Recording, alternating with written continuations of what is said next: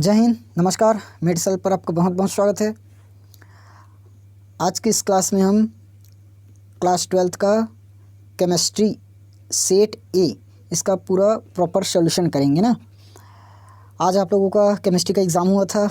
Set ए, set B और set सी पूरे का क्वेश्चन पेपर इस चैनल पर प्रोवाइड हो चुका है। अगर आप लोगों ने नहीं देखा तो लिंक डिस्क्रिप्शन में है, जाकर देख सकते हैं। ठीक।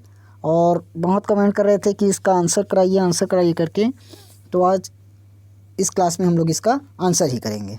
ठीक, चलिए स्टार्ट करें। जल्दी से अपने दोस्तों के पास शेयर कर देना। चलो स्टार्ट करते हैं। आप लोग मेरी राइटिंग थोड़ा सा समझने की कोशिश करना ना। नाइट भी हो गया था इसलिए ये पिक्चर ढंग से खींच नहीं पाया। चलो देखते हैं। केमिस्ट्री 2024 सेट ए। देखो, उत्तर क्रमांक 1, रासायनिक अधिशोषण पूछा था हमें। रासायनिक अधिशोषण की परिभाषा तो देखो, यदि अधिशोष्य के अणु अधिशोषक की सतह पर रासायनिक बलों द्वारा जुड़े रहते हैं, इसे रासायनिक अधिशोषण कहते हैं। ये आपका आंसर हो जाता। 1 नंबर का ही क्वेश्चन था, एकदम आसान था। ठीक, अगर राइटिंग समझ में नहीं आ रही होगी तो बोल दिया, आप लोग एक बार मिला लेना। ठीक, उत्तर क्रमांक 2 में आप लोगों को क्या पूछा था? 1,4 डाइब्रोमो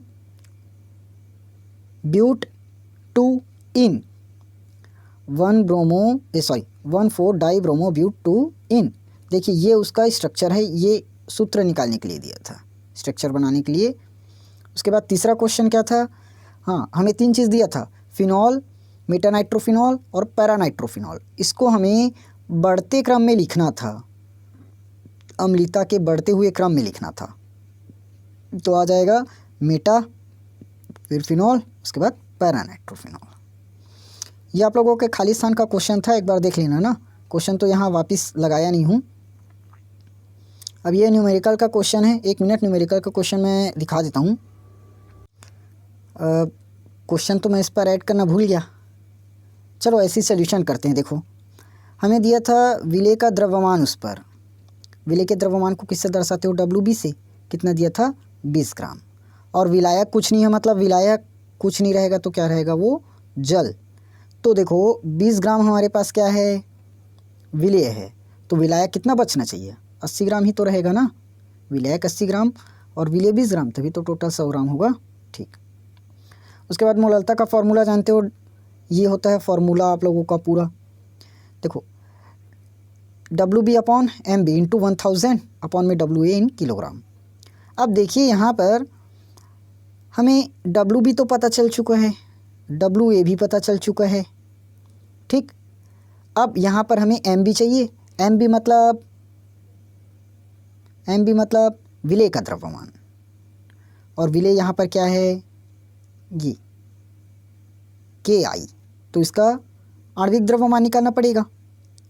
आणविक द्रव्यमान, और आणविक द्रव्यमान हमें क्वेश्चन में साफ साफ बोला दिए 39 और 127। K का 39 और I का 127, तो दोनों को मिलाकर 166। बस वैल्यू पुट कर दूँ। ये M का मान, सॉरी WB का मान 20 और 1000, 166 और ये WA 80। ठीक, 1 0 से हमने 1 0 काटा, फिर उसके बाद ये किससे कटा? हाँ, 4 पंचे 20 कटा और 4 दूनी 8 कटा, फिर इसको और काट दिए, 25 बार में चला गया।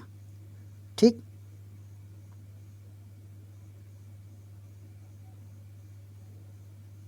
सॉरी ये 25 बार में नहीं जाएगा, 50 बार में जाएगा। देखो 100 है ना, ये यहाँ पर 100 दिया, मैं ऊपर को ही काट रहा था, तो ये 50 आएगा।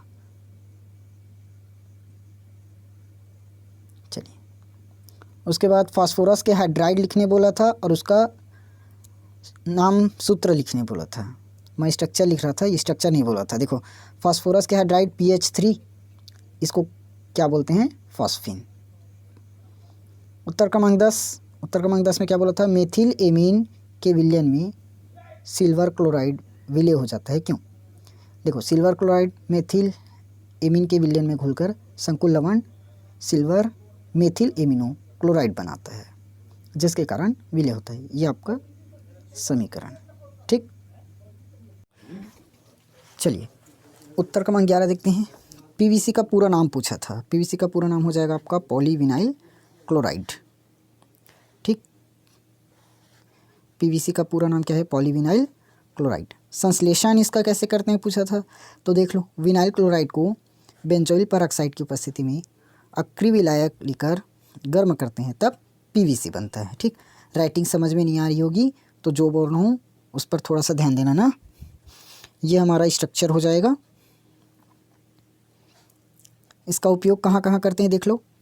विद्युत तारों के ऊपर खोल चढ़ाने में, जो तार यूज़ करते हैं ना उसके ऊपर खोल चढ़ा रहता है, उस पर।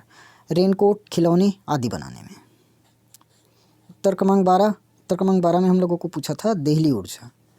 यह न्यूनतम ऊर्जा जो उन अणुओं के पास होती है जो प्रभावी टक्करों के द्वारा अभिक्रिया को संपन्न करते हैं तथा उत्पाद बनाते हैं। ठीक, उसके बाद हमें अणु संख्यता और कोटि में अंतर पूछा था। मैं छोटा छोटा वाला अंतर पकड़ा हूँ। ठीक, इसका मान 0 कभी नहीं हो सकता अणु संख्यता का, लेकिन कोटि का मान 0 ज़रूर हो सकता है। यह हमेशा पूर्णांक ही मिलेगा, यह हमें प्रभाज्य के रूप में भी मिल सकता है, फ्रैक्शन। ठीक, उत्तर क्रमांक 13 ये पूछा था पोटेशियम टेट्रा क्लोराइडो प्लेटेट 2 आयन K2P2Cl4 हो जाएगा। उत्तर क्रमांक 14 देखो, NiCO4 प्रतिचुंबकीय है लेकिन NiCl4 2- अनुचुंबकीय है। क्यों? कारण बताना था। अब देखो ध्यान से, NiCO4 में Na की ऑक्सीकरण 0 मिल गई क्योंकि CO की ऑक्सीकरण 0 और पक्षांतर कर देंगे तो ये होगा। NiCl4 2- में ऑक्सीकरण +2 है। कैसे है? देखो, Na को हमने X माना, फिर प्लस क्लोरीन का -1 रहता है, 4 बार है तो -4 हो जाएगा। बराबर में क्या दिया है यहाँ पर? -2, तो -2। बस x -2 इसको लेकर चलो +4, तो x का मान क्या आ जाता? +2, यानी कि Na की ऑक्सीकरण +2 मिला। ठीक, अब यहाँ पर ध्यान से देखना, यही समझनी है। CO की उपस्थिति में Na अयुग्मित इलेक्ट्रॉन युग्मित हो जाएंगे।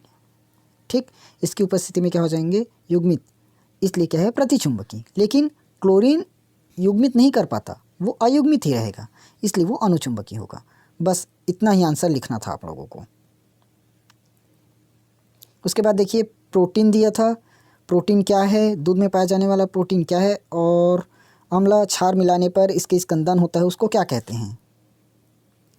देखो, नाइट्रोजन युक्त वे जटिल कार्बनिक पदार्थ जिनमें अमीनो अम्ल आपस में जुड़कर पॉलीपेप्टाइड बंध से जुड़े रहते हैं, जिनका अणु द्रव्यमान 10,000 से अधिक होता है, उसे प्रोटीन कहते हैं। एग्जाम्पल में आ जाएगा आपका हीमोग्लोबिन। दूध में पाया जाने वाला प्रोटीन बोला था, यह आपका है केसिन और वे, आधा व और हे है ना। राइटिंग अगर समझ में नहीं आ रही होगी तो बोल रहा हूँ, उसको सुनकर लिख लेना। उसके बाद अम्ल और क्षार मिलाने पर, जानते हो अम्ल क्षार मिलाते हैं या इसके pH मान में परिवर्तन हो जाता है तो क्या हो जाता है? उसका विकृतीकरण, उसी को तो विकृतीकरण कहते हैं। ठीक, आज 14 क्वेश्चन कर रहे हैं इस क्लास में। बाकी का क्वेश्चंस आप लोगों को नेक्स्ट क्लास में देखने को मिलेगा।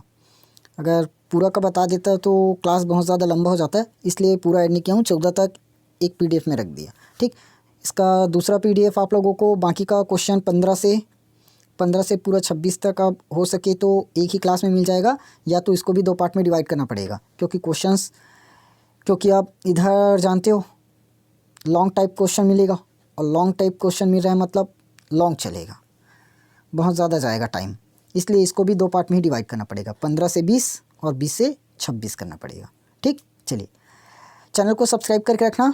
इसका बाकी का सॉल्यूशन भी जल्दी लेकर आएंगे, और ये आप कल मिलेगा ना सीधा। आज का तो हो गया, अब ये सॉल्यूशन आप लोगों को कल ही देखने को मिलेगा।